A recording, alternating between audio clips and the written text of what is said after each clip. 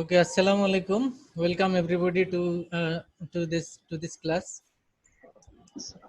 আজকে আমরা আপনাদের সাথে গত ক্লাসের পরে যে বিষয়টি আলাপ করব, scope of Bangladesh income tax law.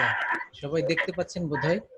In last class we already discussed about the economic role of tax in economic development of Bangladesh. এই টপিকে আমরা শেষ করেছিলাম। সরি, রেকর্ড করে রাখতেছে। জি জি। আজকে আমরা scope of Bangladesh income tax এখান থেকে শুরু করব। ওয়ালাইকুম আসসালাম। মিজান সাহেব কেমন আছেন? আলহামদুলিল্লাহ স্যার। স্যার আজকে তো অফিসে সকাল থেকে স্যার অফিসে। ও আচ্ছা আচ্ছা, আজকে ফ্রাইডে অফিস খোলা ছিল?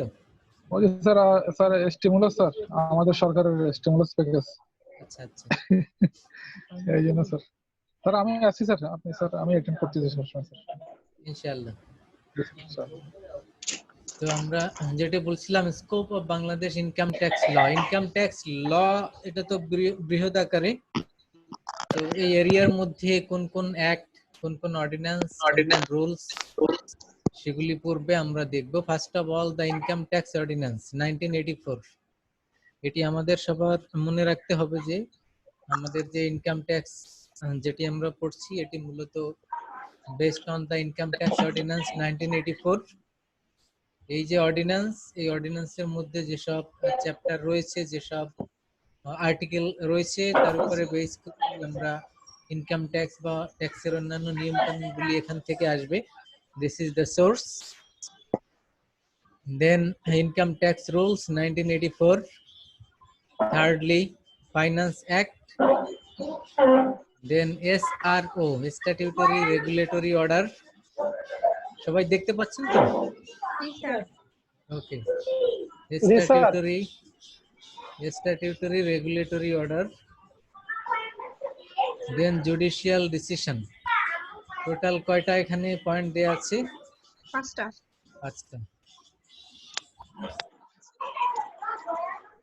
পাঁচটা। আরেকদিন ভাই আপনি একটু মিউট করে রাখলে হয়তো একটু বেটার হয়, কারণ আমরা মিউট না করলে এখান থেকে জয়েন করতেছে। কোথায় সাউন্ড আসে কোথায়? ভাই সাজ্জাদ ভাই কোথা থেকে সাউন্ড আসে? আমার এখানে তো কোনো সাউন্ড নাই। তাহলে যাও কারো আসছে সাউন্ড আসতেছে। সব আমি আপনাকে বলছি, মানে আপনাকে মিন করি নাই, আমি সবার কথাই বলছি। নাম যে বললেন সেজন্য তো চিন্তা করলাম। না না না, আপনি মাইন্ড করেন না আবার, আপনি মাইন্ড করেন না ভাই, আমি ওই কনসেপ্টে করি না। হ্যাঁ, কারণ আমি আসলে দেখে পার্সোনালি বলছি। ওকে, কামিং ব্যাক। সো আমরা পাঁচটি পয়েন্ট বললাম। আপু দুজন আছে, কাইন্ডলি একটু মিউট করে রাখেন, কারণ সাউন্ড হলে সাইকেলটা বোঝা যায় না। সমস্যা কোনো? Okay fine. তো এখানে পাঁচটি point, these are the areas, মানে এই রুলস বা এই রেগুলেশন, এই অ্যাক্ট, এই যে অর্ডিন্যান্স, এগুলি সবগুলি মিলিয়ে হলো আমাদের ট্যাক্স ল। ল বলতে এর মধ্যে যাবতীয় সবকিছু। আর অর্ডিন্যান্স, এটি যখন একটি অ্যাক্ট সংসদে পাস হয় সেটি অর্ডিন্যান্স হয়। তো এটি পাস হওয়ার আগে এটি অ্যাক্ট বলে। আর রুলস তো এটি আমরা বিভিন্ন অর্গানাইজেশন, যেমনি আমাদের দেশে ট্যাক্সের একটি অথরিটি রয়েছে NBR, national board of revenue. তো এরা যখন কোনো রেগুলেশন ইস্যু করে সেটিকে রুলস বলে। তারপরে finance act, SRO, statutory regulatory order, যখন কোনো গভর্নমেন্ট কোনো অর্ডার ইস্যু করে বা এনবিআর কোনো অর্ডার ইস্যু করে, এগুলি এসআরও হিসেবে পরিচিত হয়। জুডিশিয়াল ডিসিশন বলতে যদি কোনো ট্যাক্স রিলেটেড কোনো ঝামেলায় পড়ে কেউ, তো সেটি মামলা পর্যন্ত গড়ায়।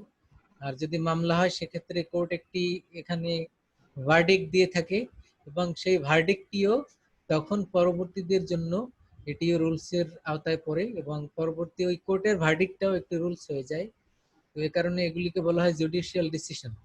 তার মানে ইনকাম ট্যাক্স অর্ডিন্যান্স 1984 এখানে যেসব বিষয় আছে সেটা, ইনকাম ট্যাক্স রুলস এর মধ্যে যা আছে সেটা, ফাইন্যান্স অ্যাক্টের মধ্যে যা আছে, এসআরও যেগুলি রয়েছে, এবং জুডিশিয়াল ডিসিশন, এই সবগুলো মিলেই হলো আমাদের ইনকাম ট্যাক্স ল। এর মধ্যে সবচেয়ে বেশি কন্ট্রিবিউশন হলো the income tax ordinance 1984। Majority of the rules regulation এখান থেকেই পাওয়া যায় বা এখানে আছে। তো এই এই যে ইনকাম ট্যাক্স অর্ডিন্যান্স, এইটি আমাদের মনে রাখতে হবে যে 1984, এবং সংক্ষেপে এটিকে বলে ITO, income tax ordinance. ITO আমরা বিভিন্ন সময় বলবো বা বইয়েও লেখা আছে, এটি দেখে আমরা বুঝে নিব। এটি মূলত ইনকাম ট্যাক্স অর্ডিন্যান্স এবং এটি ইস্যুড অন 1984। সেই রুলস এর উপরে বেস করে এখনো সেই ট্যাক্সের লগুলি ড্রাইভ হচ্ছে। এটি আপডেট হচ্ছে বিভিন্ন সময়, সেগুলি হয়তো আমরা এই যে ফাইন্যান্স অ্যাক্ট, এসআরও, এগুলির রুলস এগুলির মাধ্যমে আসে, বাট অরিজিনটা হলো 1984। So this is the scope. তো আমাদের scope of Bangladesh income tax law এর এই বিষয়টি জানতে হবে। তো এটা 1984, তখন বাংলাদেশ তো বাংলাদেশের যে শাসনামল এবং এরও আরো ব্যাকে যদি আমরা যাই, তার মানে সেই পাকিস্তান আমল বা ব্রিটিশ আমল, তো এই সময়কার যে রুলস গুলি বাংলাদেশে রয়েছে 1800 সালে বা তারও আগে, তো সেগুলিও আমাদের দেশে এখনো চলছে। কারণ আমাদের দেশ যেহেতু ল বা জুডিশিয়াল সিস্টেম, এটি ব্রিটিশদের সিস্টেমই চলে, এ কারণে এইগুলি ব্রিটিশদের ওইটাকে বেসিস ধরে পরবর্তীকালে এগুলি ইমপ্লিমেন্ট করা হয়। বিভিন্ন সময়ে দরকার অনুযায়ী এগুলিকে আপডেট বা রিভিউ, এডিশন, সাবট্রাকশন এগুলি করা হয়েছে। তো এই কারণে আমরা বিভিন্ন অ্যাক্টগুলি বেশিরভাগই আমরা দেখি 1800 সাল, 1900 সাল শুরুর দিকে, শেষের দিকে এগুলি রয়েছে।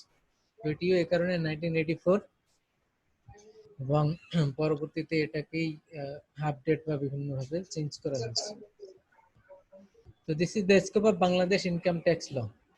এরপরে আমরা দেখব 7 head of income. 7 head of income বলতে আমরা ইনকামের বিভিন্ন সোর্স, যার উপরে আমরা ট্যাক্স বেস করে ট্যাক্স দিব।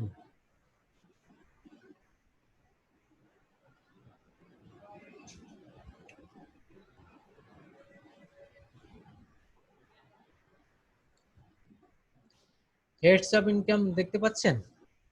জি স্যার। জি স্যার। Salary, impression. আমি যেটা এখন বের করলাম, এটি মূলত ন্যাশনাল বোর্ড অফ রেভিনিউ, এটি income related income tax ordinance 1994, যেটি আমরা বললাম। এখানে যে বিষয়গুলি আছে সেটাই এখানে আমাদের বইয়ে তো অনেক কিছু আছে, কিন্তু এটি হলো ইনকাম ট্যাক্স অর্ডিন্যান্স 1984 এর বেসিক বিষয়গুলি। তো তো 3 নাম্বার হেড অফ ইনকাম দেখুন, সেকশন 20 অফ দ্য অর্ডিন্যান্স। এই অর্ডিন্যান্সের সেকশন 20, হেড অফ ইনকাম বলতে আমরা যে ইনকাম ট্যাক্স লায়াবিলিটি ক্যালকুলেট করব, আমরা যে ইনকাম ট্যাক্স ক্যালকুলেট করব, এটা কোন কোন সোর্সেস অফ ইনকাম এর মধ্যে আসবে সেটি এখানে দেয়া আছে। 7 ক্যাটাগরি। এই 7 ক্যাটাগরি আমাদের মনে রাখতে হবে। নাম্বার 1 ক্যাটাগরি হলো স্যালারি, তার মানে এনি ইন্ডিভিজুয়াল যারা বিভিন্ন সার্ভিসে রয়েছেন, তাদের যে স্যালারি রয়েছে, এই স্যালারি ইনকামটা ইনকাম ট্যাক্সের মধ্যে আসবে। এটা হলো ফার্স্ট, মনে রাখতে হবে। সেকেন্ড হলো interest on securities. Interest on securities তার মানে কি? তার মানে আমরা যে বিভিন্ন সিকিউরিটি পারচেজ করি, বিভিন্ন অ্যাসেট, ফাইন্যান্সিয়াল অ্যাসেট পারচেজ করি, ফর এক্সাম্পল যে ট্রেজারি বিল, বন্ড, গভর্নমেন্ট বন্ড, অথবা যেটাকে কি বলে সেভিং সার্টিফিকেট, এই যে বিভিন্ন রকমের শেয়ারস, এই যে যেগুলি আমরা পারচেজ করি, এর উপরে যে ইন্টারেস্ট অন সিকিউরিটি বলতে এইসব সিকিউরিটি বোঝায়। এখান থেকে আমাদের যে ইন্টারেস্ট আর্নিং হয় তার উপরে সেটাও ইনকামের মধ্যে আসবে, এবং সেটা যেগুলি ট্যাক্সেবল তার উপরে ট্যাক্স দিতে হবে। ইনকাম ফ্রম হাউস প্রপার্টি, তো আমাদের সোসাইটিতে অনেকে রয়েছেন, those people are the house owner, যারা হাউস বা বিল্ডিং ভাড়া দিয়ে থাকেন। তো এদের এখান থেকে অনেক ইনকাম হয়, এবং সেটাও ইনকাম ট্যাক্সেবল ইনকামের মধ্যে পড়বে। এবং যারা বাসা ভাড়া পেয়ে থাকেন, তাদের এই বাসা ভাড়াটাও ট্যাক্সেবল ইনকামের মধ্যে পড়বে। Then agricultural income, you know, it includes the lands and the premises যেখানে কাল্টিভেশন করা হয়, এবং এই কাল্টিভেশনের সাথে যে প্রিমিজেস রিলেটেড এটা প্রসেসিং এর জন্য যেটা ইউজ করা হয় সেটিও এগ্রিকালচারাল ইনকামের মধ্যে আসে। So that is the agricultural income. And then income from business আর প্রফেশন। বিজনেস আর প্রফেশন বলতে আমরা এখানে people are engaged in different business and different profession, তো সেগুলি এখানে আসবে। সেদিনে একজন জিজ্ঞেস করেছিলেন না গত ক্লাসে যে এসএমই এর ট্যাক্সেশন কিভাবে হবে। তো এসএমই এর সাথে যারা জড়িত এটা তো বিজনেসের মধ্যেই পড়ে। If it is not a corporation তাহলে বাকিগুলি তো বিজনেসের মধ্যে পড়ে। তো এটা স্মল বিজনেস হোক, মিডিয়াম হোক, বাকি sole proprietorship, whatever the nature of business. তো এই বিজনেস থেকে আর্নিং বা এই প্রফেশন থেকে আর্নিং। প্রফেশন বলতে এখানে মূলত লয়ার যেমনি profession, doctor profession, teacher profession, যে এরকমের যে প্রফেশনগুলি রয়েছে, জার্নালিজম, জার্নালিস্ট, তো এই বিজনেস এন্ড প্রফেশন থেকে যে আর্নিংটা হচ্ছে, তো এইটাও ইনকামের মধ্যে পড়বে। দেন ক্যাপিটাল গেইন। ক্যাপিটাল গেইন আপনারা জানেন, so when we invest in securities and if we sell security in higher price more than investment, then the return is the capital gain. Suppose you are investing 1 lakh taka in securities and selling securities on lakh 20, this 20,000 is the capital gain. And finally the income from other sources, যেগুলি বলা হলো উপরের 6টি head, এই 6টির বাইরেও যদি কিছু থাকে সেসব জায়গা থেকে ইনকাম যদি হয় সেগুলি ইনকাম ফ্রম আদার সোর্সের মধ্যে পড়বে। এই যে 7টি হেড এখানে বলা আছে, স্পেসিফাই করা আছে, এখান থেকে যত ইনকাম হবে সেই ইনকামগুলি টোটাল ক্যালকুলেট করে তার উপর আমাদের ট্যাক্স ক্যালকুলেট করতে হবে এবং সেই অনুযায়ী এনবিআর কে ট্যাক্স রিটার্ন সাবমিট করতে হবে। এই হেডের বাইরের ইনকাম যদি থাকে সেগুলিকে আমরা আদার সোর্সের মধ্যে ফেলে দিব, যেগুলি এখানে স্যালারি, ইন্টারেস্ট অন সিকিউরিটিজ, এসব হেডের মধ্যে যেগুলি না পড়ে সেগুলি আদার সোর্সের মধ্যে আমরা দিয়ে দেব এবং এই ইনকাম টোটাল ইনকাম এভাবে ক্যালকুলেট করব। তো এখন প্রশ্ন হলো যদি ইল্লিগাল ইনকাম হয় তখন কি হবে বলেন তো? তো ইলিগাল ইনকাম হলে তো এটা আসেই না। ইলিগাল ইনকাম তো সই করতে পারবো না। ইলিগাল ইনকাম তো আসলে সেটা লিগ্যাল না, সেটা তো আর লয়ের আওতায় আসবে না। এজন্য এদেরকে এই আওতায় নিয়ে আসার জন্য এই যে হোয়াইটেনিং করা হয় না, কালোটাকে সাদা করার সুযোগ দেওয়া হয়। মানে if you have the illegal income, somebody who have, so they are getting the opportunity to whitening the money. তার মানে এটা সাদাকরণ করা হয়। যখন আপনি এটা হোয়াইটেনিং করবেন তখন এটি আবার এই ট্যাক্সেবল ইনকামের মধ্যে আসবে। তো সেটি হয়তো আদার সোর্সের মধ্যে তখন দিয়ে দিবেন যদি হোয়াইটেনিং করার পরে। তো এখানে আমাদের এই 7টি হেড মনে রাখতে হবে। কি কি মনে রাখতে হবে? Salary, interest on securities, income from house property, agricultural income, income from business আর profession, capital gain, income from other sources. এই 7টি কিন্তু আমি পরীক্ষাতে যখন ভাইবা নেব জিজ্ঞেস করবো what are the 7 sources of taxable income. Taxable ইনকামের 7টি সোর্স কি কি বলেন? স্যার, জি, ইন্টারেস্ট অন সিকিউরিটিজ আর ক্যাপিটাল গেইনস এই দুটো একটু ক্লিয়ার করে বলতেন। Okay fine. Interest on securities, suppose আপনি ট্রেজারি বিল কিনবেন, ট্রেজারি বিল বুঝেন তো?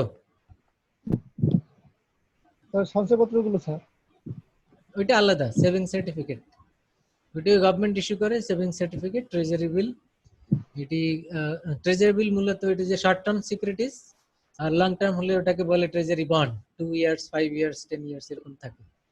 তো এগুলি যদি আপনি পারচেজ করেন তো কোত্থেকে করবেন? বাংলাদেশ ব্যাংকের মাধ্যমে ইস্যু হয়। তো এগুলি কিনলে দেন এখান থেকে আপনার বেনিফিটটা কি? You are getting interest. এখানে একটা ইন্টারেস্ট বলা থাকে, সেই রেট অফ ইন্টারেস্ট আপনি সেখান থেকে গেইন পাচ্ছেন। এই যে আর্নিংটা যে আপনি সেভিং সার্টিফিকেট থেকে অথবা এই যে ট্রেজারি বিল থেকে যে আপনি ইন্টারেস্ট গেইন করলেন, এটার উপরে ট্যাক্স দিতে হবে আপনাকে। এখন সেই ট্যাক্স দিবেন সেটা কোন হেডের মধ্যে পড়বে? ইনকাম যখন আপনি রিটার্ন সাবমিট করবেন তখন এটা তো আর আপনার স্যালারি ইনকাম না, তাহলে এটা কিসের মধ্যে আপনি লিখবেন? এই কারণে ইন্টারেস্ট অন সিকিউরিটিজ এই হেডের মধ্যে তখন এটা লিখতে হবে যে you are getting the interest, so that is the interest on securities. এই একটি হেড আছে, রিটার্ন সাবমিশনের ফর্ম আছে, ওখানে এই বিভিন্ন হেডে এগুলি লিখতে হয়, ফরম্যাট দেয়া আছে। আপনারা এনবিআর এর ওয়েবসাইটে গিয়ে ফর্মটা ডাউনলোড করে দেখবেন যে রিটার্ন সাবমিশনের ফর্ম কি। আর যারা প্র্যাকটিক্যালি করেন তাদের তো এ সম্পর্কে ডিটেল আইডিয়া আছে। So that is the interest on securities. এখন আপনি তো ইন্টারেস্ট বিভিন্ন ভাবে গেইন করেন। মনে করেন আপনি ব্যাংকে টাকা রেখেছেন, সেখান থেকে তো আপনার ইন্টারেস্ট হয়। আপনি ইন্টারেস্ট পাচ্ছেন না, ব্যাংকে ফিক্সড ডিপোজিট করলে পাচ্ছেন, ইভেন সেভিংস ডিপোজিটেও মিনিমাম আপনি পাচ্ছেন। তো এই যে ইন্টারেস্ট, সেটা কিন্তু ইন্টারেস্ট অন সিকিউরিটিজ না, ওটি হয়তো আপনি আদার্স ইনকামের মধ্যে দেখাবেন। কিন্তু interest on securities only if you invest in security market. আপনি government treasury bill, government security কিনেন অথবা কর্পোরেট সিকিউরিটি কিনেন। সিকিউরিটি মূলত দুই রকম, government and corporate. You got the point? Government issue করে কোনগুলি? এই যে ট্রেজারি বিল, মানে যেগুলি শর্ট টার্ম, ট্রেজারি বন্ড, তারপরে সেভিংস সার্টিফিকেট, এইগুলি গভর্নমেন্ট ইস্যু করে। আর কর্পোরেটের মধ্যে তো আমরা জানি যে বন্ড, ডিবেঞ্চার, তারপরে কমার্শিয়াল পেপার, এই these are the corporate securities. তো এখান থেকে আপনার যে আর্নিংটা হলো, এখান থেকে আর্নিং বলতে ইন্টারেস্ট গেইন, সেটা আপনি এর উপরে ট্যাক্স দিতে হবে যত টাকা ইন্টারেস্ট পেলেন, এবং সেটাই হলো ইন্টারেস্ট অন সিকিউরিটিজ। আর যেটি বললেন ক্যাপিটাল গেইন, ক্যাপিটাল গেইন কি? আপনি শেয়ার মার্কেটে ইনভেস্ট করেছেন, তো শেয়ার মার্কেটে ইনভেস্ট করলে আপনার আজকে 1 লাখ টাকা যদি শেয়ার কিনেন, কালকে বিক্রি করলেন 1,20,000, তাহলে লাভ হলো কত? 20,000। 20,000 এই যে আপনি আর্ন করলেন, এটি কি ইনকাম? এই ইনকামটা এর উপরে তো আপনি ট্যাক্স দিতে হবে। কি হিসাবে এই ইনকামটাকে আপনি কি হিসাবে বলবেন? This is the capital gain. এটাকে আপনি বলবেন ক্যাপিটাল গেইন, এবং ক্যাপিটাল গেইনের উপর আপনার ট্যাক্স দিতে হবে। মনে করেন 20%। তো আপনি 1 লাখ টাকা থেকে 20%, সরি 20,000 আপনি গেইন করলেন, এর উপরে যদি 20% ট্যাক্স দিতে হয়, তো সেই হিসেব করে কত টাকা ট্যাক্স আসে আপনি সেভাবে কত 4,000 টাকা, 20,000 এভাবে দিবেন। তো এখন এটা আসবে ক্যাপিটাল গেইনের মধ্যে। ওকে, ক্লিয়ার? জি স্যার, ক্লিয়ার। আর স্যালারি তো বুঝেন, স্যালারি এটার আলাদা চ্যাপ্টার আছে, আমরা ডিটেইলসে আরো করব। বেসিক স্যালারি, তারপরে অন্যান্য যে ফ্যাসিলিটিস রয়েছে সেগুলি ক্যালকুলেট করে দেখা হয়, এবং তার উপর, এবং এই ট্যাক্স যে স্যার ট্যাক্সের, আমার একটা ছোট্ট একটা প্রশ্ন ছিল জি স্যার, বলবো? শিওর, বলেন।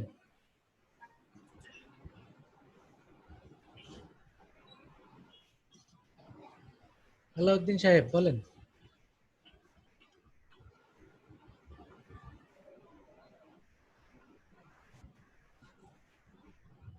নেট ডিসকানেক্ট হয়ে গেল নাকি? আচ্ছা, কানেক্টেড হলে তখন পরে বলবেন, সমস্যা নেই। তো আমরা তাহলে আজকে বেসিক যে দুইটি বিষয় আলাপ করলাম, একটি হলো যে আমাদের scope of income tax law. স্কোপের মধ্যে আমরা কি কি অ্যাক্ট বা অর্ডিন্যান্সের কথা বলেছি, কয়টি পয়েন্ট করেছি আমরা, বলেন তো, নামগুলি বলেন। 5টি। কি কি? আচ্ছা স্যার, কি কি? ইনকাম ট্যাক্স অর্ডিন্যান্স, তারপর ইনকাম ট্যাক্স অর্ডিন্যান্স, তারপরে ইনকাম ট্যাক্স রুলস 1984, জি এটা অর্ডিনেন্স ফাইন্যান্স অ্যাক্ট, হ্যাঁ ফাইন্যান্স তারপরে অ্যাক্ট, তারপরে হ্যাঁ এসআরও আরেকটি জুডিশিয়াল জুডিশিয়াল ডিসিশন। গুড। তো এইগুলি হলো মূলত আমাদের কি ইনকাম ট্যাক্স ল এর আওতায়। Okay fine. এরপরে 7 হেড করলাম। 7 হেডের মধ্যে যে পয়েন্টগুলি, এগুলি আমাদের বইয়ের এক একটি chapter. You got the point? Income from salary এটি একটি চ্যাপ্টার, ইন্টারেস্ট অন সিকিউরিটিজ এটি একটি চ্যাপ্টার। এগুলি আমরা পরবর্তী চ্যাপ্টারগুলিতে এগুলি ডিটেইলসে যাব। এখানে 7 হেড আমরা এখানে জানলাম, এটা মনে রাখতে হবে। স্যার আমরা অর্ডিনেন্সটা কি আপডেটও করতে পারি? এটা তো 5016 জি অর্ডিন্যান্স স্যার আপডেটটা অর্ডিন্যান্স অর্ডিন্যান্স জি স্যার ইনকাম ট্যাক্স অর্ডিন্যান্স এটা জি স্যার এটা তো প্রতি বছর ওই যে গভর্নমেন্ট কিছু আপডেট করে থাকে, গভর্নমেন্ট বলতে এনবিআর আপডেট গুলি করে তার মাধ্যমে। হ্যাঁ স্যার এটা আমি জানি স্যার। জি। মানে আমার কোশ্চেনটা হচ্ছে কি স্যার, আমরা কি এটা ফলো করবো মানে এস পার আমাদের এক্সাম বা একাডেমিক কারিকুলামের জন্য 20টা জি না, আপডেটটা ফলো করবেন, আপডেটটা ফলো করবেন। যেমনি দু একটা আপডেট জানা আছে বলতে পারবেন? জি স্যার আমি জানি স্যার যে ফার্স্ট বলেন তো। সেটা বলেন। নীল আসছে স্যার 2.5 টাকা, এটা স্যার এবার 3 টাকা করা হয়েছে। আর মুক্তিযুদ্ধ আর ফিমেল পার্সন হিসেবে 3.5 লাখ টাকা, সবগুলো পার্সেন্টেজ স্যার এগুলো বেড়েছে স্যার। হ্যাঁ ওটা তো গত ক্লাসে আমরা আলাপ করেছিলাম, সেটা না? 4 থেকে 5 লাখ টাকা হচ্ছে স্যার। হ্যাঁ হ্যাঁ, আর মুক্তিযোদ্ধা। জি স্যার। আর আর তো আপনার ওই যে প্রতি বছর যে একটি ট্যাক্স ফেয়ার হয়, ট্যাক্স ফেয়ারের সময় তখন কিছু আপডেট থাকে, অনেক সময় এনবিআর দেয়, যেমনি ইনভেস্টমেন্টের ক্ষেত্রে কিছু অ্যাডিশন সাবট্রাকশন থাকে। আগে যেমনি আপনার কম্পিউটার ল্যাপটপ কিনলে এর উপরে আপনি একটি ইয়া পেতেন, ট্যাক্সের সুবিধা পেতেন, ওইটি গত বছর আবার বন্ধ করে দিয়েছে। এরকমের কিছু আপডেট থাকে যেগুলি ওই যে মেলা যখন হয় ট্যাক্স ফেয়ার, এর আগে এটি রুলস আকারে বা তাদের গেজেট আকারে প্রকাশ করে এনবিআর, এবং সেগুলিও ওর সাথে আপডেট হিসেবে আসে। তো ওটা তো 92 পেজের, সব করে শেষ করতে পারিনি এখনো স্যার। জি জি। অনেক কিছু। তো আমরা আপডেট গুলি লিখবো, পরীক্ষাতে আপডেট গুলি লিখবো। এটি বললেন পরীক্ষাতে, বইয়ে আমাদের তো সবকিছু আপডেট নাই, কিন্তু পরীক্ষাতে আপডেট গুলি লিখবো। বইয়ের আপডেট গুলি আসবে, নতুন বই যেটা বের হবে সেটা এই মাসে বা আগামী মাসে বের হবে, সেটাতে থাকবে।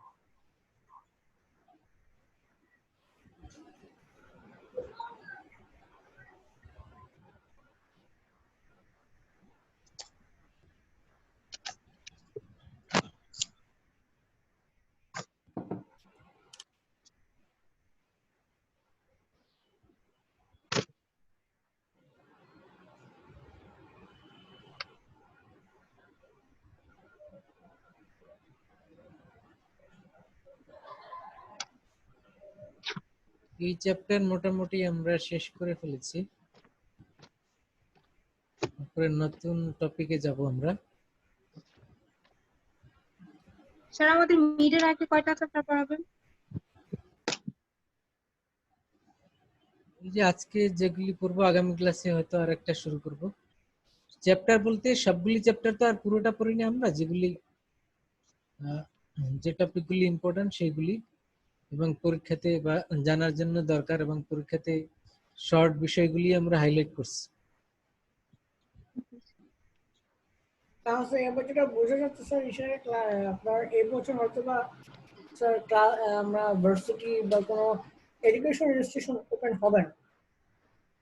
এটা কেউ কেউ কেউ কেউ বলছে আগামী মাসের মাঝামাঝি বা শেষের দিকে একটি খোলার চান্স আছে গভর্নমেন্টের, তবে ওই সময়ে করোনা পরিস্থিতি এগুলি বিবেচনা করে ডিসিশন নেওয়া হবে আর কি।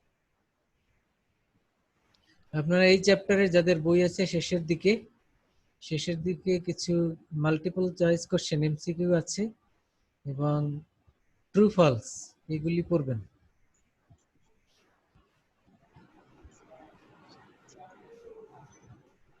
এবং সেগুলি আনসারও আবার দেয়া আছে, এই যে মাল্টিপল চয়েস কোশ্চেন এগুলি উপরে আছে, এবং এই যে এখানে কতগুলি দেখা যাচ্ছে দেখেন। স্যার এগুলো আপনি স্ক্রিনে শেয়ার করা যায়?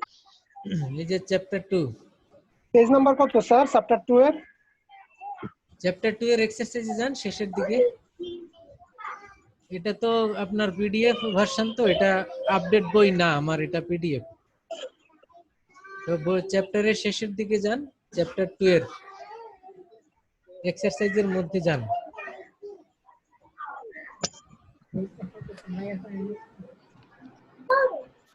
এই এমসিকিউ গুলি পড়বেন এখানে।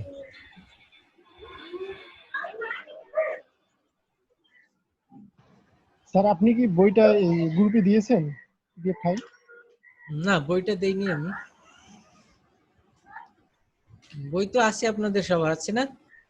জি স্যার আছে স্যার। ওকে, তাহলে সেকেন্ড চ্যাপ্টারের এক্সারসাইজে যান। এক্সারসাইজে গেলেই আপনি দেখবেন এমসিকিউ ট্রু ফলস এবং এগুলির আনসার আবার পরে দেয়া আছে, এগুলি সবাই পড়বেন। এই যে আমি দেখিয়ে দিলাম, এই এক নাম্বার কোশ্চেন কি স্যার ইনকাম। স্ক্রিনে আসতেছে না স্যার। এটা একটু পিডিএফটা একটু ইয়ে আছে, মানে একটু ঝাপসা আছে এই কারণে। স্যার আসেই না, ঝাপসা তো নাই, আসে মানে ইনকাম দেখতে ট্যাক্স পাচ্ছেন না? না স্যার আসে না স্যার। একেবারে দেখতে পাচ্ছেন না? জি না স্যার। ও আচ্ছা, তাহলে আবার দেই।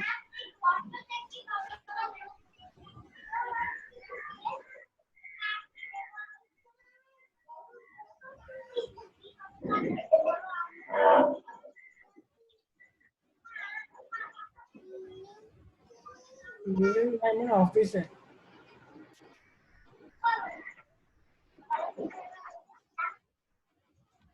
আমি সফট কপিটাও আপনাদের দিয়ে দিব, তাহলে বইয়ের সাথে যাদের বই নাই আপাতত তারা আবার শেয়ার করতে পারবেন।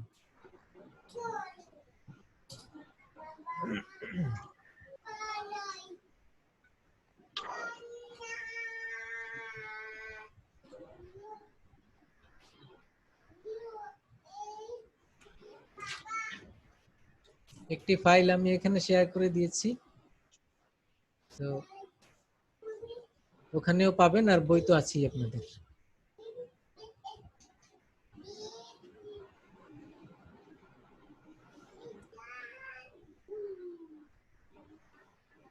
এবার কি দেখতে পাচ্ছেন? জি স্যার। স্যার ওকে ফাইন, তাহলে এখানে দেখেন এক নাম্বার, এগুলো হলো MCQ. Income tax is a, জি স্যার। তারপরে income tax is charged on the total income of a person is the, এই যে এখানে 10টা বোধহয় দেয়া আছে টোটাল, এই 10টি পড়বেন, 10টি এমসিকিউ। আর এরপরে আবার 5টি ট্রু ফলস, এই টোটাল 15টি কোশ্চেন পড়বেন এই চ্যাপ্টারে। আর ভিতরে যা আমরা পড়েছি তো সেগুলি আছেই, এবং এগুলি যদি না আনসার করতে পারেন, এই যে আবার নিচে আনসার দেয়া আছে, এখান থেকে দেখে নেবেন। ওকে, তাহলে আমরা এর পরের টপিকে আসি, ইনকাম ইয়ার।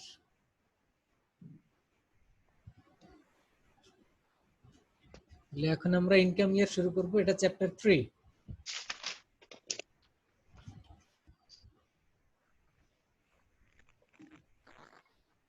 দেখতে পাচ্ছেন সবাই?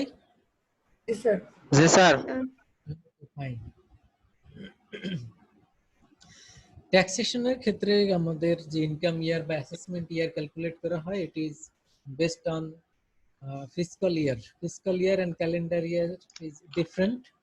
Calendar year is January to December and fiscal year July to June. সবাই জানেন এটি। তো এখানে আমাদের ইনকাম ইয়ার সেভাবেই ক্যালকুলেট করা হয়, তার মানে 2021, তো 1920, তার মানে এখানে আমাদের 2019 সাল এবং 2019 সালের অর্ধেক, 2020 সালের অর্ধেক, এটি একটি ফিসকাল ইয়ার। আবার 2020 চলছে এখন, এই জুলাই থেকে ডিসেম্বর পর্যন্ত, আবার 2021 এর জানুয়ারি থেকে জুন পর্যন্ত, এটি আরেকটি ফিসকাল ইয়ার। তাহলে ইনকাম ইয়ার, যেই বছর আমরা ইনকাম করি সেটি হলো ইনকাম ইয়ার, এবং যেই বছরে আমরা ট্যাক্স পেমেন্ট করি, ইনকাম ইয়ারের উপরে ট্যাক্স পেমেন্ট করতে হয় নেক্সট ফিসকাল ইয়ার। তার মানে আপনি যে 2019 and 20 তে এই ফিসকাল ইয়ারে ইনকাম করেছেন, 2019 and 20, তার মানে কি 19 সালের জুলাই থেকে ডিসেম্বর এবং 20 সালের জানুয়ারি থেকে জুন, এই ফিসকাল ইয়ারে আপনার যে ইনকাম, এই ইনকামের উপরে ট্যাক্স পেমেন্ট করবেন নেক্সট ফিসকাল ইয়ারে। তার মানে কি, তার মানে 2020 জুলাই থেকে ডিসেম্বর এন্ড 2021 জানুয়ারি থেকে জুন, এই ফিসকাল ইয়ারে আপনি বিগত ফিসকাল ইয়ারের বা ইনকাম ইয়ারের ট্যাক্স পেমেন্ট করবেন। You got the point? কথাটা কি বুঝছেন? 2019 এবং 20 এই যে ইনকাম ইয়ার, এটি কিন্তু অলরেডি গন। 2019 এবং 20 এই ফিসকাল ইয়ার অলরেডি গন, এটি শেষ হয়েছে জুনে। এখন কোন ফিসকাল ইয়ার চলছে? 20-21। তার মানে 20-এর জুলাই থেকে ডিসেম্বর আর 21-এর জানুয়ারি থেকে জুন। স্যার 2020 এটা তো বুঝছেন সবাই? তাহলে এবছরে এই ফিসকাল ইয়ারে, কোন ফিসকাল? 2021। এই ফিসকাল ইয়ারে আপনি যে ট্যাক্স পেমেন্ট করবেন, সেটা কোন বছরে ট্যাক্স পেমেন্ট করবেন? ইনকাম ইয়ারের ট্যাক্স পেমেন্ট করবেন, এবং সেই ইনকাম ইয়ারটা হলো ইমিডিয়েট পাস্ট ফিসকাল ইয়ার। তার মানে 20-21-এ আপনি পেমেন্ট করবেন 19-20-এর tax. You got the point? কথাটা বুঝছেন কিনা? তাহলে যেই বছরে আপনি ট্যাক্স পেমেন্ট করেন ওই বছরটা হলো অ্যাসেসমেন্ট ইয়ার, আর যেই বছরের ট্যাক্স পেমেন্ট করা হয় সেই বছরটা হলো ইনকাম ইয়ার। এটা ক্লিয়ার কিনা? যেই বছরের ইনকাম এর উপর ট্যাক্স পেমেন্ট করবেন সেই বছরটা হলো ইনকাম ইয়ার, আর যেই বছরে গিয়ে পেমেন্টটা করবেন সেই বছরটা হলো অ্যাসেসমেন্ট ইয়ার। তার মানে if you have income in 1920, then that is the income year, and you will pay tax on that income year in your assessment year, that is the 2021. Is it clear? তাহলে income ইয়ার কি এবং assessment ইয়ার কি, এই দুইটি বিষয় বুঝতে হবে আমাদের। বইয়ে এগুলি এক্সাম্পল দিয়ে বলা আছে এখানে।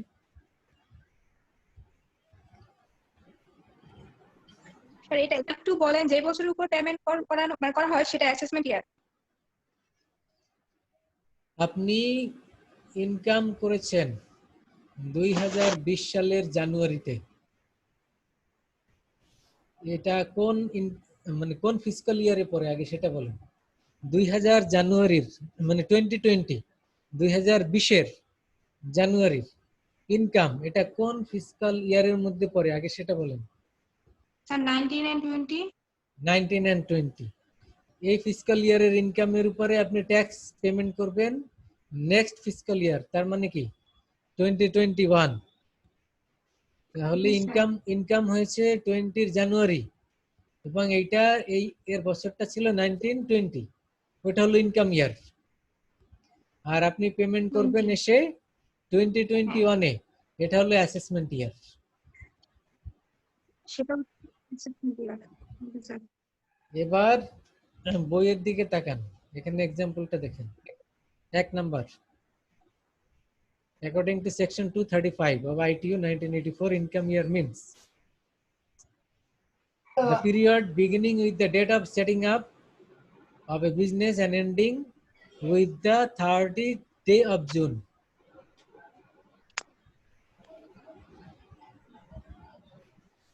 কে কে বুঝেন নাই বলেন তো, এতক্ষণ যা বলছি ইনকাম ইয়ার অ্যাসেসমেন্ট ইয়ার। কেউ যদি না বুঝেন বলেন, আর না হলে তো আমি ধরে নিব সবাই বুঝছেন।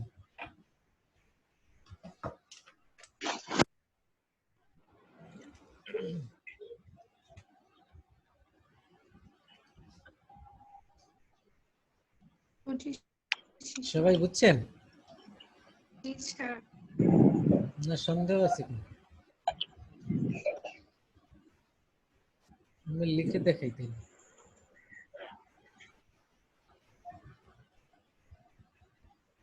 ইনকাম ইয়ার বললাম না প্রথমে আমরা, লেখা কি দেখতে পাচ্ছেন? জি স্যার। 2019 আর 2020 এটা হলো ইনকাম ইয়ার, এটা একটি ফিসকাল ইয়ার। 20 এবং আপনার ইনকামটি ছিল কবে?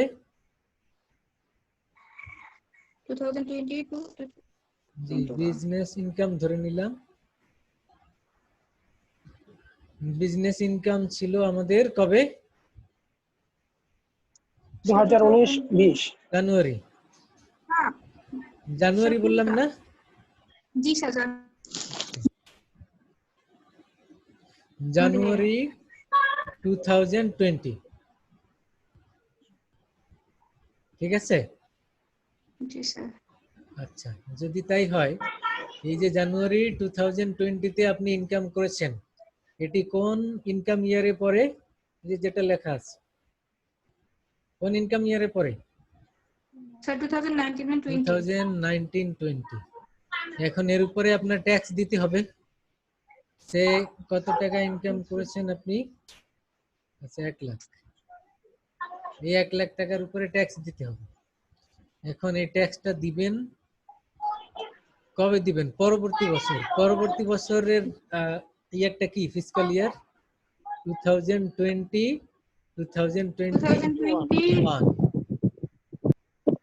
এবং এই ইয়ারটাকে আমরা কি বলবো? Assessment year. ইয়ার। 20-21 জি। এবং 20-21 গিয়ে 20-21 বলতে 20-এর 6 মাস, 21-এর 6 মাস। এই 20-21-এর যে ফিসকাল ইয়ার, এটার নাম অ্যাসেসমেন্ট ইয়ার। এখানে আপনি এই যে গত বছর মানে 19-20-এর যে 1 লাখ টাকা ইনকাম, এর উপরে ট্যাক্স পেমেন্ট করবেন 20-21 গিয়ে। তাহলে এটা হলো ইনকাম ইয়ার আর এটা হলো অ্যাসেসমেন্ট ইয়ার। অ্যাসেসমেন্ট। এখন শুধু এই 1 লাখ টাকা জানুয়ারিতে করেছেন, আপনার 2000 মনে করেন 2019 এর অক্টোবরে আরো আপনি ইনকাম করেছেন 50,000। এটা ট্যাক্স কবে দিবেন? এটা দেব 21-22 2019 এর অক্টোবরে 50,000 টাকা ইনকাম করেছেন, এটা ট্যাক্স কবে দিবেন? এটা স্যার 20-21 স্যার। 20-21 তাহলে তো দিতে হবে। 20-21 দিব। 20-21 দিতে হবে। আচ্ছা, তাহলে বলেন 2020 এর জুনের 5 তারিখ বা জুন মাসে আপনি 60,000 টাকা ইনকাম করেছেন, এটি কবে দিবেন? এর উপরে এটা ট্যাক্স 2021 এর মধ্যে দিতে হবে। জি, ওকে ফাইন। তাহলে এবার বলেন 2019 এর জুলাই মাসে আপনি 10,000 টাকা ইনকাম করেছেন, এর ট্যাক্স কবে দিবেন? সেম ইয়ার 2021-20-21 20-21। তাহলে এবার বুঝছেন ইনকাম ইয়ার অ্যাসেসমেন্ট ইয়ার। জি স্যার। তার মানে ওই সময়ের মধ্যে 19 and 20 এর মধ্যে যত ইনকাম, এর ট্যাক্স গুলি দিবেন পরবর্তী বছর। পরবর্তী বছর বলতে আবার দ্য অ্যাসেসমেন্ট ইয়ার 2021। এবং এটি মূলত অক্টোবরের মধ্যে পেমেন্ট করতে হয়। তো গভর্নমেন্ট সবার সুবিধার জন্য একটি ট্যাক্স ফেয়ার করে, এটি নভেম্বর মাসে করে, পুরো নভেম্বর মাস জুড়েই থাকে বা এটা কম বেশিও থাকে। তো এই সময়ে যে ট্যাক্সটি পেমেন্ট করতে হয়, এই যে আগামী কিছুদিন পরেই হয়তো ফেয়ার হবে, তো এই ফেয়ারে যারা ট্যাক্স পেমেন্ট করে সেই ট্যাক্স কোন বছরের tax? Immediate past. Immediate past মানে এবছরে আমরা ট্যাক্স পেমেন্ট করব কোন কোন ইনকাম ইয়ারের? 19-20। তাহলে ওইটা হলো ইনকাম ইয়ার আর এটি হলো অ্যাসেসমেন্ট ইয়ার। অ্যাসেসমেন্ট ইয়ার। তাহলে আবার 20 সালে এবছরের ডিসেম্বরে যে ইনকাম গুলি করব তার ট্যাক্স আবার কবে দিব? পরবর্তী 21-22 পরবর্তীতে মানে 21-22। জি স্যার। এবার ক্লিয়ার? Yes sir. জি স্যার। তখন কিন্তু আমরা 20-21 কে বলবো ইনকাম ইয়ার আর 21-22 কে বলবো assessment year. Assessment year. Assessment year. Is it clear? Yes, sir. Okay, fine. তাহলে আমরা ওখানে আসি আবার। জি স্যার। জি স্যার, ইয়েস স্যার। তো ইনকাম ইয়ার বুঝলাম, অ্যাসেসমেন্ট ইয়ার বুঝলাম। এখানে এই যে ডিটেলস পয়েন্টগুলিতে এগুলি এক্সাম্পল দিয়ে অনেক কিছু আছে। আমাদের বেসিক কনসেপ্ট এতটুকু মনে রাখতে হবে, ইনকাম ইয়ারটা কি, অ্যাসেসমেন্ট ইয়ারটা কি। অ্যাসেসমেন্ট ইয়ার এক্সাম্পল এখানে একটু দেয়া আছে, দেখেন ইনকাম ইয়ার, অ্যাসেসমেন্ট ইয়ার এগুলি অলরেডি আমরা আলাপ করেছি, আর এখানে আলাপের দরকার নাই। এক্সেপশনটা একটু দেখি। Exception to the rule of assessment ইয়ার দেখতে পাচ্ছেন? জি স্যার। জি স্যার। আচ্ছা, কিছু এক্সেপশন আছে এই রুলসের, সেই এক্সেপশন গুলি আমাদের জানা দরকার। ইনকাম অফ ডিসকন্টিনিউড বিজনেস,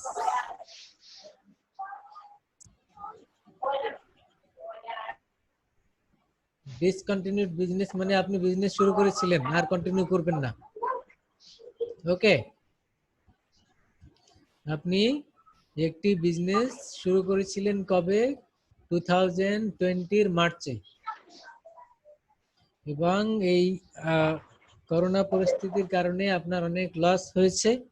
এই কারণে অগস্ট মাসে এসে আপনি ডিসিশন নিলেন you will not continue your business. তাহলে এবার দেখেন, মার্চে শুরু করেছিলেন, মার্চ, এপ্রিল, মে, জুন, এই 4 মাসের ইনকাম, এটি তো একটা ইয়ারের মধ্যে পড়ে গেছে। আর জুলাই আগস্ট এই 2 মাসেরটা আবার পরের ইনকাম ইয়ারে চলে যাবে না? জি স্যার। কথা বুঝছেন তো? জি স্যার। তাহলে এখন প্রশ্ন হলো, এটি তো ডিসকন্টিনিউড বিজনেস, মানে আপনি সিদ্ধান্ত নিয়েছেন you will shut down the business and you will not continue anymore. এটা আপনি ডিসিশন নিয়েছেন। যেহেতু বিজনেস আর থাকছে না, তাহলে আগামী বছর আপনি ট্যাক্স কি পেমেন্ট করবেন? বিজনেসই তো বন্ধ হয়ে যাবে, বন্ধ হয়ে গেছে অলরেডি, ডিসিশন নিয়েছেন। এরকমের ডিসকন্টিনিউড বিজনেসের ক্ষেত্রে আপনি যখন এবছর নভেম্বরে আপনি ইনকাম ট্যাক্স রিটার্ন সাবমিট করবেন, তখন এই জুলাই এবং এই আগস্ট এই 2 মাসের ইনকামের উপরে ট্যাক্সটা এই ইনকামের মধ্যেই আপনি অ্যাড করে দিয়ে দিবেন, কারণ it is a discontinued business. আপনি পরের বছর তো আর ওই বিজনেস থাকবে না, আবার ওই সময় ট্যাক্স কি দিবেন? এবছরেই ওই 2 মাসের দিয়ে দিবেন, অ্যাড করে দিবেন। এটাকে বলে income of discontinued business. Clear? সবাই বুঝছেন? স্যার ইনকাম ইয়ার আর অ্যাসেসমেন্ট ইয়ারের মধ্যে স্যার উপরে যে একটা ঘর দেওয়া ছিল ওই যে অ্যাসেসমেন্ট ইয়ারের কলামে, ওই ঘরটা স্যার যদি একটু বলে দিতেন। কোনটা? যে স্ক্রিনটা স্যার আর একটু উপরে নেন, এই যে অ্যাসেসমেন্ট ইয়ারের যে কলাম ওখানে আছে, এই যে ইনকাম এটা ইয়ার, স্যার। জি স্যার, আমি লিখে যেগুলি দেখালাম ওইগুলোই এখানে ইনকাম ইয়ার আছে। দেখেন 1/1/15 মানে কি 15 সালের 1 জানুয়ারি, তাই তো? জি স্যার। 2/31/12/15 মানে কি ডিসেম্বর 31 তারিখ 15 সালের ডিসেম্বর পর্যন্ত। জি স্যার। এই এটা হলো এই বছরে আপনি ইনকাম করেছেন, তাহলে অ্যাসেসমেন্ট ইয়ার কবে হবে? 16-17 16-17 স্যার, ওইটাই যেটা আপনি 15 ডিসেম্বরে তো আপনার ইনকাম ইয়ার, মানে ব্যবসা ক্লোজ করেছেন। এটা না বুঝলে এর আগে একটু বলি আপনাদের, যে মনে করেন ফাইন্যান্সিয়াল ইনস্টিটিউশন গুলি, ব্যাংক বা নন ব্যাংক ফাইন্যান্সিয়াল ইনস্টিটিউশন, তাদের অ্যাকাউন্ট ক্লোজ করে কবে? ডিসেম্বরে, তাই না? আপনাদের ক্লোজিং থাকে না? জি স্যার। তো আপনারা তো ক্যালেন্ডার ইয়ার ফলো করেন, কিন্তু ট্যাক্স পেমেন্ট করতে হয় ফিসকাল ইয়ারে।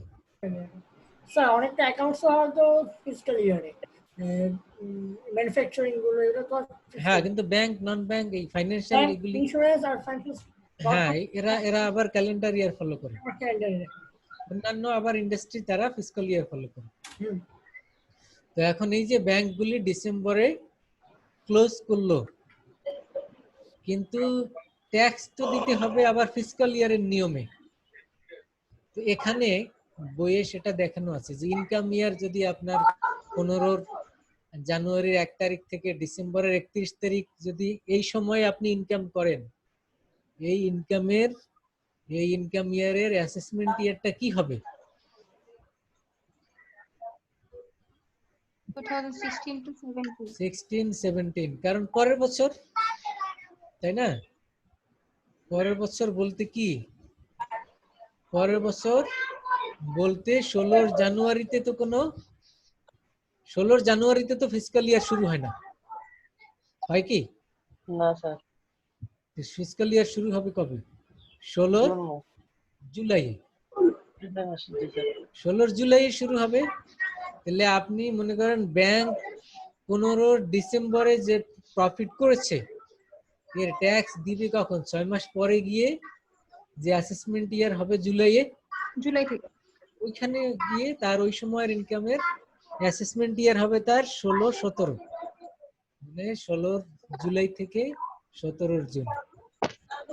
তার মানে আপনার বিজনেসের ইনকাম যদি আপনি ক্যালেন্ডার ইয়ার ফলো করেন হতে পারে, কিন্তু ট্যাক্স পেমেন্ট করতে হবে আপনার ফিসকাল ইয়ারের নিয়ম। আবার 2 নাম্বার পয়েন্টে দেখেন, 1/7/16 এবং 30 মাত্র যেটা বললেন স্যার, 17 জুলাই থেকে। এটি যদি ইনকাম ইয়ার হয়, অ্যাসেসমেন্ট ইয়ার কি হবে? 17-18। তার মানে 17 এখানে জানুয়ারি থেকে আপনার স্যার। 1 এবং 2 নাম্বার পয়েন্টে বোঝানো হয়েছে যে ক্যালেন্ডার ইয়ার হোক, এবং 2 নাম্বার পয়েন্টে বোঝানো হয়েছে ফিসকাল ইয়ার হোক, আপনার অ্যাসেসমেন্ট ইয়ার হবে সবসময় ফিসকাল ইয়ারের নিয়মে। এই বুঝছেন কি? জিনিসটা স্যার ক্লিয়ার করার দরকার ছিল। জি স্যার। এবার কি বুঝছেন?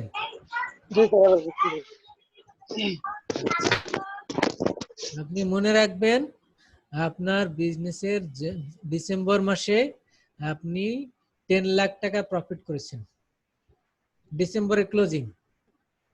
এই 10 লাখ টাকার উপর আপনার এই নেট প্রফিটের উপরে ট্যাক্স দিতে হবে। ট্যাক্সটা আপনি কবে দিবেন? অ্যাসেসমেন্ট ইয়ারে দিবেন। তো অ্যাসেসমেন্ট ইয়ার তো আর জানুয়ারিতে শুরু হয় না, শুরু হয় কবে? না স্যার, জুলাইয়ে। জুলাই। তার মানে ওই 6 মাস ওয়েট করে ওই সময়ে গিয়ে ফিসকাল ইয়ার বা অ্যাসেসমেন্ট ইয়ার শুরু হবে, তখন গিয়ে দিবেন। কিন্তু প্রফিট করে বসে আছেন আপনি, 6 মাস আগে। এই জন্য আপনি দেখবেন ওই যে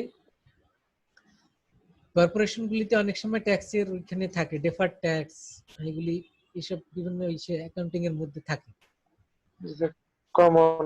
হ্যাঁ, এই কারণে থাকে আর কি, যে ট্যাক্সের হিসাব নিকাশ ভাবে মেলানোর জন্য এইভাবে ডেফার্ড ট্যাক্স এই আইটেম এগুলি থাকে। Okay fine. তো আমরা অ্যাসেসমেন্ট ইয়ার বুঝলাম। যেখানে ছিলাম এক্সেপশনের 1 নাম্বার পয়েন্টে আমরা বলেছি যে if the business is a discontinued business, সেক্ষেত্রে কি হবে?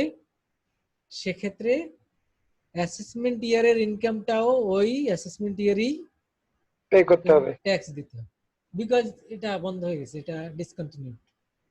এটা 1 নাম্বার পয়েন্ট। সেকেন্ড পয়েন্ট হলো person living Bangladesh. Person living Bangladesh মানে কি? আপনি বাংলাদেশের সিটিজেন, আপনি আমেরিকাতে চলে যাচ্ছেন, আর 3 বছরে দেশে আসবেন না। তো এই দেশে ছিলেন আপনি জানুয়ারি থেকে এই যে অক্টোবর পর্যন্ত ছিলেন, জানুয়ারি থেকে জুন পর্যন্ত এটা তো একটা অ্যাসেসমেন্ট ইয়ারে যাবে। আর জুলাই, আগস্ট, সেপ্টেম্বর, অক্টোবর, এই যে 4 মাস আরো এক্সট্রা থাকলেন, এই 4 মাস বিজনেস করলেন, ইনকাম করলেন, এটা তো আবার পরের ফিসকাল ইয়ারে যাবে, তাই না? কিন্তু আপনি তো দেশ ছেড়ে চলে যাচ্ছেন, আর 3-4 বছরে আসবেন না দেশে, তাহলে তখন আগামী বছর আপনার ট্যাক্স কে দিবে? এরকম যদি হয়, সেক্ষেত্রে person living Bangladesh they should pay tax of the assessment year in that same year. তার মানে আপনি এই অ্যাসেসমেন্ট ইয়ারে আপনার এই বছরের ইনকাম, এই জুলাই থেকে অক্টোবর পর্যন্ত এই ইনকামের ট্যাক্স আপনি এবছরই দিয়ে যাবেন। এটা হলো কাদের ক্ষেত্রে? Persons living Bangladesh. তারপরে দেখবো আমরা আরেকটি point, income of non resident shipping companies. Shipping companies কারা? আপনারা জানেন এক্সপোর্ট ইম্পোর্টে এই যে বড় বড় জাহাজ এরা কি করে, ভাড়া দেয় না? শিপিং কোম্পানিজ কি করে? শিপ ভাড়া দেয় স্যার। তো এখন এই যে কোম্পানিগুলি আছে, নন রেসিডেন্ট শিপিং কোম্পানি যদি হয়, নন রেসিডেন্ট বলতে বাংলাদেশে থাকে না, বাংলাদেশি না স্যার। জি স্যার। বাংলাদেশে থাকে না। নন রেসিডেন্ট আবার কিন্তু বাংলাদেশিও হতে পারে, ফরেনও হতে পারে, কিন্তু নন রেসিডেন্ট মানে হলো বাংলাদেশে বসবাস করে না, কিন্তু সে কোন দেশের, জাতীয়তা বাংলাদেশি হতে পারে। সে কোন দেশের সিটিজেন সেটা বাংলাদেশেরও হতে পারে কিংবা ফরেনারও হতে পারে, কিন্তু non resident means he is not living currently in Bangladesh, এটা মিনিং তাই। জি তো স্যার। এরকমের নন রেসিডেন্ট শিপিং কোম্পানিজ তারা মনে করেন তাদের ভয়েজ, এই যে বড় বড় ভয়েজ হয় না, জি স্যার। স্যার মাজার ভেসেল, সরি স্যার মাজার ভেসেল, ভয়েজ বুঝেন তো?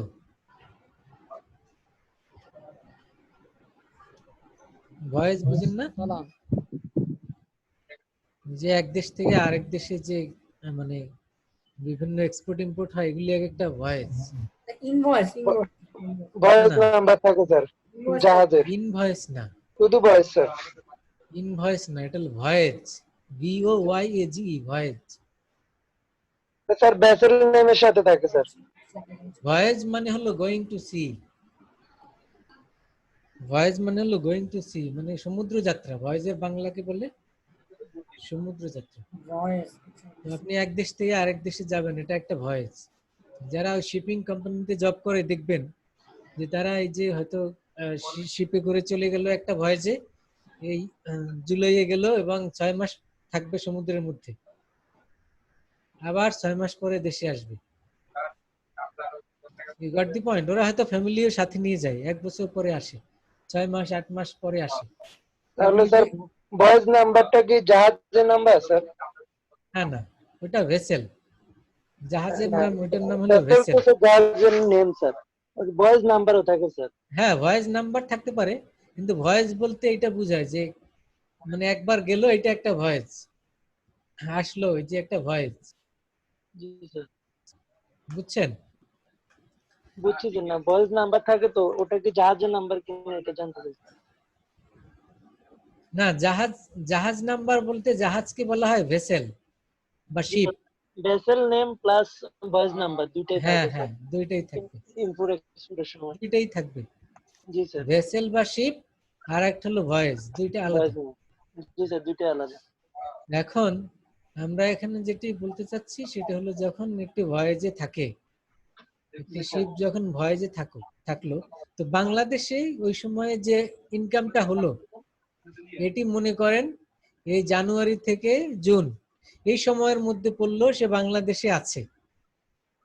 এরপরে সে ভয়েজে গেল, সে আফ্রিকাতে থাকবে মনে করেন, বা ইউরোপে থাকবে, তখন ওই অ্যাসেসমেন্ট ইয়ার পার হয়ে যাবে। এজন্য এরকমের ঘটনা যদি ঘটে যে কোনো একটা শিপ বাংলাদেশে এই জুলাই পর্যন্ত ছিল, তারপরে সে অন্য ভয়েজে চলে গেছে, তাহলে এই যে জুলাইয়ের 1 মাস ছিল, এই সময়ের ইনকামটা তার এই অ্যাসেসমেন্ট ইয়ারেই তার পেমেন্ট করতে হবে, যদি এটা নন রেসিডেন্ট শিপিং কোম্পানি হয়। আর বাংলাদেশে রেসিডেন্ট কোম্পানি হলে সে তো বাংলাদেশেই তার অফিস আছে, এখানেই থাকবে, তো সেক্ষেত্রে আলাদা বিষয়। সে অ্যাসেসমেন্ট ইয়ারে তার মানে স্যার তিনটা বিষয় তো আপনার ইনকাম ইয়ারের মধ্যেই অ্যাসেসমেন্ট ইয়ার হচ্ছে, তিনটা এর জি মধ্যে। জি, অ্যাসেসমেন্ট ইয়ারই ইনকাম, ওই বছরই আবার তার অ্যাসেসমেন্ট ইয়ার, এবং এটা এক্সেপশন, এটা সবার জন্য না, শুধু এই যে 3টি বিষয় বলা হলো এদের জন্য। তিনটা আপনি বিষয় যদি দেশ ছেড়ে চলে যান বাইরে থাকার জন্য, তারপরে নন রেসিডেন্ট শিপিং আর ডিসকন্টিনিউড বিজনেস, এটা মনে রাখতে হবে। জি স্যার। তো এক্সেপশনটা আমরা জানলাম।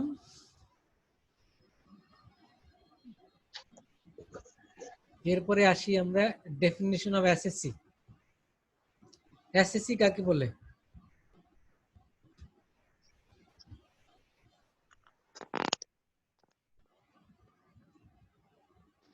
যে ইনকাম ট্যাক্স পে করে। পে করে। আপনি রিটার্ন সাবমিট করেন, তাহলে আপনি একজন কি? SSC. SSC. SSC is a person who is liable to pay any sum under the Income Tax Ordinance 1984 or in respect of whom the proceedings have been initiated under the ordinance. আচ্ছা, এখানে কয়েকটি পয়েন্টে clarify করা হয়েছে SSC কারা। এ নম্বরে বলা আছে every person in respect of whom any proceeding. আচ্ছা, এই নাম্বার জানলাম। B number every person by whom minimum tax is payable. তার মানে আপনার ইনকাম 3 লাখের বিলও যদি হয় তাহলে আপনি এসএসসি না, উপরে হলে SSC. Every person who is required to file A return under section 75। যারা রিটার্ন সাবমিট করবে, রিটার্ন সাবমিট কারা করবে? যাদের 3 নাম্বার থাকে, ট্যাক্স আইডেন্টিফিকেশন নাম্বার। এটি না থাকলে তো আপনি লিগালি নট এ এসএসসি। বুঝছেন? Every person desire to be assessed and submits return under the ordinance, and every person who is deemed to be an SSC. The term person includes, যে শুরুতে আমরা person বললাম, person বলতে যে একজন ব্যক্তি বা একটা ইন্ডিভিজুয়াল সেটা না। এটা এই সেকশনে ক্লারিফাই করা হয়েছে, section 246। An individual, a firm, an association of person, a Hindu undivided family, a trust, a fund, a local authority, a company, an entity, and every other artificial judicial person.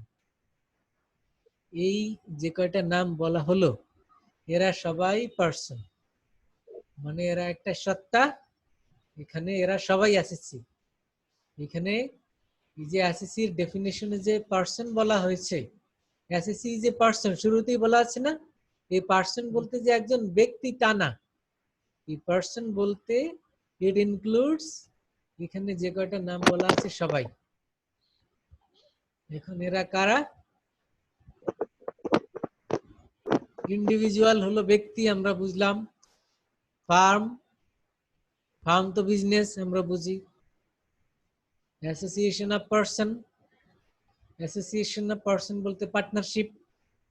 Hindu undivided family মানে কি? হিন্দুরা যৌথ পরিবারে থাকে, অনেকে ওদের এই culture আছে। সেক্ষেত্রে এই যে যৌথ পরিবার পুরোটাই একটা পার্সন। তারপরে ট্রাস্ট, ট্রাস্ট তো বুঝেন, এই ট্রাস্টে ট্রাস্টি থাকে এবং সবাই একটা পার্সন। তারপরে fund,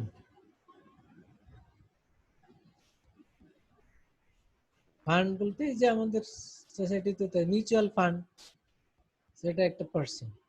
local authority, local authority বলতে আমাদের এই যে city corporation, local authority. Company বলতে তো যে কোনো কোম্পানি অ্যাক্টের আন্ডারে যেসব কোম্পানিগুলি হয়, কর্পোরেশনগুলি। এবং আদার এন্টিটি, যে কোনো সত্তা legally approved. Artificial judicial person, artificial judicial person কি? যে বিআরটিসি, তারপরে এই যে পাবলিক ইউনিভার্সিটি বা যাদেরকে স্বায়ত্তশাসিত বলা হয়, এগুলি হলো artificial judicial person. and person with disability. Disability কারা? মুক্তিযোদ্ধাদেরকে আমরা কি বলি? Physically challenged. সো এরা এক একটা পার্সন।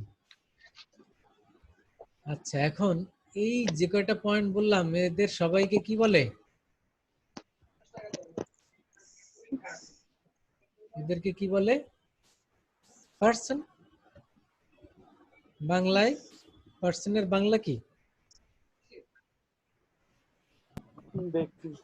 ব্যক্তি, কিন্তু ব্যক্তি বলতে এখানে অনেকজনকে বোঝায়, অনেকজনকে বোঝায় এবং স্পেশালি ইনকাম ট্যাক্স অর্ডিন্যান্সে, এটা হলো ইনকাম ট্যাক্স অর্ডিন্যান্স অনুযায়ী। এবং এই অর্ডিন্যান্সে এখানে যাদেরকে পার্সন বলা হচ্ছে এরা সবাই পার্সন। এরা শুধু ব্যক্তি না, এরা ইনস্টিটিউশন, এরা ফ্যামিলি, এরা সবাই। এরা সবাই পার্সন এবং এরাই এসএসসি। জি স্যার। এরপরে আমরা দেখব classification of SSC based on the residential status. দেশে থাকে কি থাকে না এর উপরে বেস করে দুই রকম হয়, একটি হলো রেসিডেন্ট আর একটি হলো নন রেসিডেন্ট। রেসিডেন্ট কারা? যারা দেশে থাকবে, who are staying in Bangladesh but there is a specific number of days. এর একটি রুলস আছে, সেটি আমরা দেখব যে কাদেরকে আমরা রেসিডেন্ট বলবো, কাদেরকে নন রেসিডেন্ট বলবো। রুলসটা আমরা এক নজরে দেখে নিই। এই যে এটা দেখেন, ওটা না, এটা কাদেরকে আমরা রেসিডেন্ট বলবো? Residential status determination.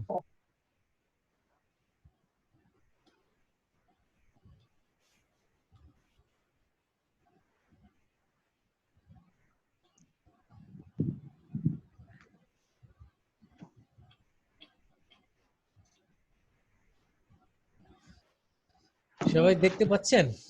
জি স্যার, পাচ্ছি স্যার। ওকে, স্টার্টিং। এই যে আমরা এখানে ডায়াগ্রামটা দেখতে পাচ্ছি, জি এই স্যার। ডায়াগ্রামে দেখেন স্টার্টিং, তার মানে একজন ব্যক্তি সে রেসিডেন্ট নাকি নন রেসিডেন্ট, এটা কিভাবে বুঝবো আমরা? এই জন্য আমরা স্টার্ট মানে শুরু করলাম। An individual stay in Bangladesh for, একজন ব্যক্তিকে আমরা অ্যাসেস করব সে রেসিডেন্ট কি নন রেসিডেন্ট। তাহলে প্রথমেই আমরা দেখবো সে বাংলাদেশে কতদিন আছে, সেই কোশ্চেন করব আমরা। তারপরে আনসার যদি হয় 180 ডেজ মানে এক বছরে, 182 days or more in an income ইয়ার, একটি ইনকাম ইয়ারে সে 182 দিন অথবা তার বেশি ছিল। যদি আনসার হয় ইয়েস, 182 দিনের বেশি ছিল, তার মানে কয় মাস? তাহলে স্যার 6 মাস। 6 মাস। 6 মাস। 6 মাস যদি অ্যাটলিস্ট বা বেশি। 182 দিন, লয়ের ভাষায় 182 দিন হতে হবে। 182 যদি হয় তাহলে আমরা সরাসরি বলে দিব yes, he or she is a resident. Okay. G sir. আচ্ছা, যদি আনসার হয় নো, 182 দিন ছিল না, তাহলে কোশ্চেন করব সে কি 90 days or more in an income ইয়ার ছিল কিনা। 90 দিন মানে কি 3 মাস, সে 3 মাস কোন একটি ইনকাম ইয়ারে 3 মাস দেশে অবস্থান করেছে কিনা। যদি বলে ইয়েস, তাহলে আবার কোশ্চেন করব say 365 days or more during 4 immediate preceding year, বিগত 4 বছরে সে 365 দিন ছিল কিনা। যদি বলা হয় ইয়েস, তাহলে বলবো সে রেসিডেন্ট। আচ্ছা, কিন্তু প্রথম কোশ্চেন যখন করেছি যে আপনি 90 ডেজ আপনি কোনো একটি ইনকাম ইয়ারে ছিলেন কিনা, যদি বলে নো, তাহলে বলে দিব নন রেসিডেন্ট। আর যদি বলে ইয়েস, তাহলে আবার কোশ্চেন করব 365 দিন 4 বছরে ছিলেন কিনা। যদি বলে নো, তাহলেও বলবো নন রেসিডেন্ট। আর যদি নন রেসিডেন্ট বলি, সেক্ষেত্রে কোশ্চেন আসবে is the assessee a Bangladeshi citizen, সে কি বাংলাদেশি মানে তার নাগরিক কিনা। যদি বলে ইয়েস, তাহলে তাকে আমরা বলবো এনআরবি বা নন রেসিডেন্ট বাংলাদেশি। যদি বলে বাংলাদেশের সিটিজেন না কিন্তু বাংলাদেশে ছিল, তাহলে বলবো নন রেসিডেন্ট ফরেনার, এনআরএফ। তাহলে এনআরবি মানে কি নন রেসিডেন্ট বাংলাদেশি, বা আরো সহজ করে বললে সে কোনো একটি বছর 90 দিনও ছিল না, 182 দিনও ছিল না, কিন্তু দেশে ছিল। ওই যে 1 মাস ছিল, 2 মাস ছিল, আবার বাইরে চলে গেছে, আবার এসছে, আবার 1 মাস ধারাবাহিকভাবে ছিল না। এবং 4 বছরে সে কখনই 365 দিন ছিল না গত 4 বছরে। একটানা থাকতে হবে তো 365 না, 4 বছরে টোটাল। যদি কোনো একটা ইনকাম ইয়ারে 90 ডেজ থাকে, জি স্যার, তাহলে কত যদি 4 বলে ইয়েস, বছর তাহলে বিগত 4 বছরে কি আপনি টোটাল 365 দিন ছিলেন কিনা। ছিল কিনা। জি জি স্যার। স্যার। তো ওই 365 দিন একটানা না, ওটা হয়তো জানুয়ারিতে 2 মাস, ডিসেম্বরে 1 মাস, পরের বছরে আবার 2 মাস, আবার পরের বছরে 3 মাস, এরকম করে করে 4 বছরে টোটাল 365 দিন। স্যার এমন যদি হলো যে 1 বছরে একবারে ছিলই না, বাকি 3 বছরে মিলে 365 দিন, তাও তো একই ব্যাপার হবে না স্যার? না, সেক্ষেত্রে তো আপনার ওই যে কোশ্চেন, প্রথম কোশ্চেন যে 90 days or more in an income ইয়ার, কোন একটি ইনকাম ইয়ারে আপনি 90 দিন ছিলেন 90 কিনা, দিন ছিল কিনা, তখন তো ওইখানেই তাহলে যদি থাকতেই না হবে। থাকে তো ওইখানেই নো হয়ে যাবে। জি ও স্যার, আচ্ছা, এখানে ঠিক আছে। ওখানে রিজেক্ট স্যার। তখন তো ওখানেই নো হয়ে যাবে এবং নন রেসিডেন্ট হয়ে যাবে। এইখানে ইয়েস হলে তারপরে 365 দিনের কোশ্চেন তো এর পরে। জি স্যার, বুঝছি। 365 দিনের কোশ্চেন তো আগে আসবে না, এটা পরে। যদি 90 দিন থাকেন তারপরে ওই কোশ্চেন জি জি, মানে 90 দিন আপনার প্রতি ইয়ারই থাকতে হবে। থাকতে হবে। যদি থাকেন দেন কোশ্চেন আসবে যে 4 বছরে আপনি ছিলেন কিনা। শুধু 1 বছরে 90 দিন থাকলে হবে না, 4 বছরে 365 দিন থাকতে হবে। বুঝছি ওকে, স্যার। তাহলে প্রশ্ন হলো যদি আমরা পাই রেসিডেন্ট, রেসিডেন্ট হলে তো সে বাংলাদেশের ইনকাম ট্যাক্স স্ট্রাকচার যেটি আছে আমরা শিখলাম না গত ক্লাসে, সেই স্ট্রাকচার অনুযায়ী সে ট্যাক্স দিবে। আর যদি নন রেসিডেন্ট হয় তাহলে তো সে ট্যাক্স দিবে, কিন্তু কি করবে সে, তার জন্য ট্যাক্স রেট আলাদা, তার জন্য কোনো স্ল্যাব নাই। সে কি করবে, 30% রেটে ট্যাক্স দিবে। বুঝছেন জি স্যার। কি বললাম? নন রেসিডেন্ট যদি অ্যাসেসমেন্টে আমরা পাই যে সে হলো নন রেসিডেন্ট, তাহলে তার ট্যাক্স রেট কত?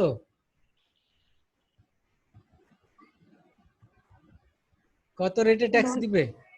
30% ফ্ল্যাট রেট। 30% লেখা। 30%। এই যে দেখেন বের করে রেখেছি সি নাম্বার। And জি sir. non-resident assessee is liable to tax on his total income at the rate of 30%. ওর কিন্তু ওই যে 30%। ওই স্ট্রাকচার ওই স্ল্যাবের মধ্যে আসবে না সে। 5%, 10%, 15%, এটা কাদের জন্য? রেসিডেন্ট। রেসিডেন্টদের জন্য। আর নন রেসিডেন্ট হলে তার টোটাল ইনকামের উপরে সে 30% হিসেবে ওইভাবে দিবে। ক্লিয়ার? Yes sir. কোনো প্রশ্ন থাকলে বলেন। আচ্ছা, তাহলে একটা এক্সাম্পল দিয়ে আমরা আজকে শেষ করব। ইলাস্ট্রেশন 3.1 এটি দেখেন মিস্টার জলিল, দেখা যাচ্ছে? জি স্যার, দেখা যাচ্ছে। Mister Jalil an Indian citizen stayed in Bangladesh from 1st August G sir. 2016 to 31st December 2016। মানে কি, অগস্টের 1 তারিখ থেকে 2016 সালে ডিসেম্বরের 31 কত মাস বা কত দিন হয়?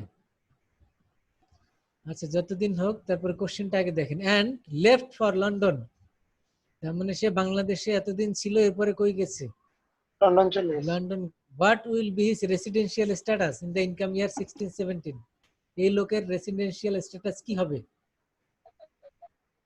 তাকে রেসিডেন্ট বলবো নাকি নন রেসিডেন্ট বলবো?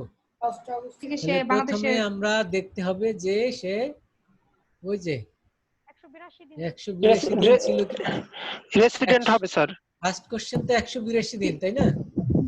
জি স্যার। তাহলে 182 দিন ছিল কিনা এখন আপনি হিসাব করেন। অগস্ট মাসের 1 তারিখ থেকে অগস্ট মাস কত দিন? 31 দিন। September 30, October 31, November 30, December 31, total কত দিন হয়? 153 দিন। 153 দিন, কিন্তু তার থাকতে হবে কত দিন? 182 দিন। তাহলে তাকে কি বলবো? Non resident. Non non resident sir. তাহলে বুঝছেন সবাই? জি স্যার। এখন 182 দিন যদি কেউ কন্ডিশন ফুলফিল করে, এরপরে পরের কোশ্চেন গুলি আসবে। 100 জি স্যার। জি। তাহলে আজকে আমরা এখানে শেষ করলাম, ওকে স্যার। এবং আপনারা এক্সাম্পল গুলি আরো আছে, বই যাদের আছে এগুলি দেখবেন। আগামী ক্লাসে কন্টিনিউ করব। তো যদি কোনো ইনশাআল্লাহ কোশ্চেন স্যার। থাকে বলেন, কমেন্ট থাকলে বলেন, না হলে এখানে শেষ করতে চাচ্ছি। জি স্যার, শেষ করে দেন। ওকে, ইনশাআল্লাহ। স্যার আল্লাহ আমরা সবাই দেখবো অনেক, কোনো সমস্যা নাই, কিন্তু স্যার পরীক্ষার সময় খুব ডিটেইলস জানতে চান না, তাহলে তো মাথা গোল্লায় যাবে স্যার। ডিটেইলস বলতে যতটুকু আমরা আলাপ করেছি। ততটুকুই জানতে চাও। আপনাকে যদি এই যে 3 অন এটা দেখিয়ে বলি যে মিস্টার জলিল আপনি যে একটা পড়েন পড়ে বলেন সে কি বাংলাদেশের মানে তার রেসিডেন্সিয়াল স্ট্যাটাসটা বলেন, এটা দেখে আপনি বলবেন, হিসাব করে বলবেন। এটা ডিটেইলস বলেন আর শর্ট বলেন হোয়াটএভার, কিন্তু এভাবে জিজ্ঞেস করব। ওকে জি স্যার, আল্লাহ হাফেজ স্যার। ইনশাআল্লাহ আল্লাহ সবাইকে ভালো রাখুন, সুস্থ রাখুন। জি স্যার, আসসালামু আলাইকুম। আসসালামু আলাইকুম।